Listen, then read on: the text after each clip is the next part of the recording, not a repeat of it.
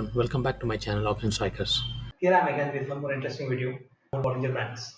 So Bollinger Bands, this is one of the technical analysis tool. So this is basically a volatility indicator that measures the both high and low of an asset price. So what does that mean?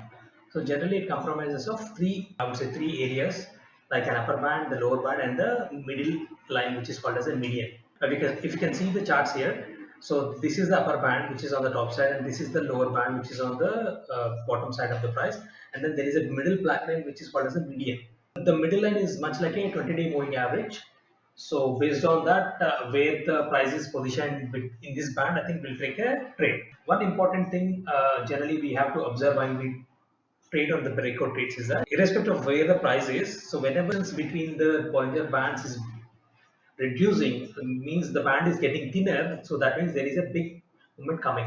So it can be either on the upside, it can be on the downside.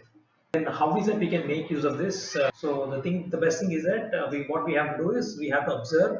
So whenever there is going to be a breakout or a breakdown. So the first thing we have to see is whether the bands are getting narrowed or not. So here, if you see in this case today, so the bands are getting narrower, even though they are just hovering on this median. So they never went up. So we can still consider the prices are below the median line only. And because there was a trend line which was sloping trend line on the upper side, which is acting as a resistance, it was almost in a sideways movement since I think 12:30 till almost like 2:20.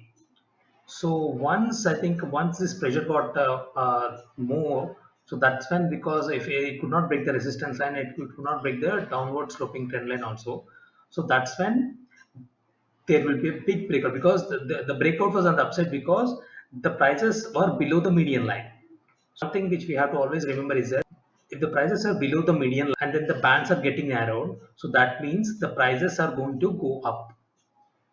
So similarly, if the prices are above the median line and there is the bands are getting low, very narrower, so that means the prices will go down. Then is that we have to exit. The first candle which closes below the upper band should be your exit point. So there is one more example. See here, if you can see looping chart. So this is a very narrow area, this area. So the price came down, and then on this candle it has got widened, and there is a big breakout.